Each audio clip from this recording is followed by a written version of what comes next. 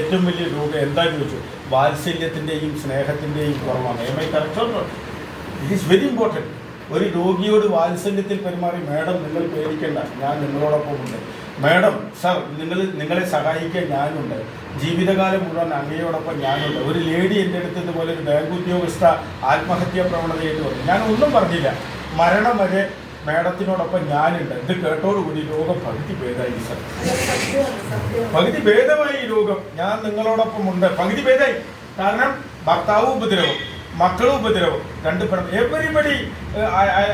വലിയ ഉന്നത ഉദ്യോഗസ്ഥരാണ്, BEd കഴിഞ്ഞാൽ ഭയങ്കര ശമ്പളം. അപ്പോൾ ജീവിതകാലം മുഴുവൻ ഞാൻ സർ പകുതി ജീവൻ വന്നു, ഇനിയിപ്പോൾ ഇവിടുന്ന് അങ്ങോട്ട് എനിക്ക് തുടങ്ങിയാൽ മതി.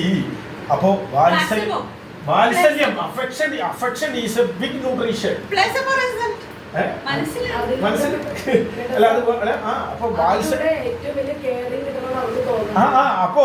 അപ്പൊ ഞാൻ ഇപ്പൊ പറഞ്ഞ മാഡം പറഞ്ഞൊരു ഭാഷയുടെ എക്സ്പ്ലെയിൻ, ഇത് വളരെ ഞാൻ ICMRൽ പലരും കരുതിയിരിക്കുന്ന കുറെ പൊറോട്ടയും ബീഫും കുറെ ചക്കച്ചോളയും പഴമൊക്കെ തിന്ന നല്ല ന്യൂട്രീഷനായി, നല്ല ഹോർലിക്സും ബൂസ്റ്റൊക്കെ കഴിച്ചാൽ നല്ല. Is not a nutrition. അതിന്റെ ഫസ്റ്റ് ആണ് മദർ തെരേസയുടെ അതേ വാത്സല്യവും സ്നേഹവും ഇല്ലായ്മയാണ് ലോകത്തിന്റെ ഏറ്റവും വലിയ രോഗം.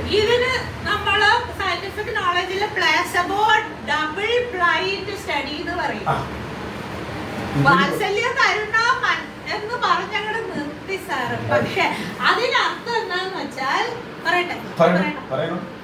ഓക്കെ, സോ പ്ലേസബോ റിസൾട്ട് പറഞ്ഞാൽ എന്താ? അപ്പൊ നമ്മളൊരു പുതിയ മരുന്ന്, ഒരു ഉദാഹരണത്തിന് പറയാം, ഒരു പുതിയ മരുന്ന് നമ്മുടെ ഇതിലോട്ട് എത്തുന്നു, മാർക്കറ്റിൽ വിപണിക്ക് എത്തുന്നു. അപ്പൊ അതിനെപ്പറ്റി പഠിക്കണ്ടേ, അത് ശരിയാണോ തെറ്റാണോ എന്ന് പഠിക്കണം. അതിനെന്താ ആദ്യം ചെയ്യും? ചിലർക്ക് ഓരോ രോഗികൾക്ക് 10 പേർക്ക് ഒറിജിനലും 10 പേർക്ക് ഡ്യൂപ്ലിക്കേറ്റും അതേപോലെ തോന്നിക്കുന്ന, അതാണ് ഡബിൾ ബൈൻഡ് സ്റ്റഡി ഞങ്ങൾ സയന്റിസ്റ്റുകൾ ചെയ്യുന്ന.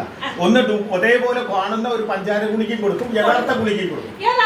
അപ്പൊ 10 പേർക്ക് ഒരു മരുന്ന് കിട്ടിയിട്ടില്ല, ഒരു 100 പേർക്ക് 100 പേർക്ക് 100 പേർക്ക് മരുന്ന് കിട്ടി. മരുന്ന് കൊടുക്കാത്തവരും ചിലര് ശരിയാവും ഒരു വിധം.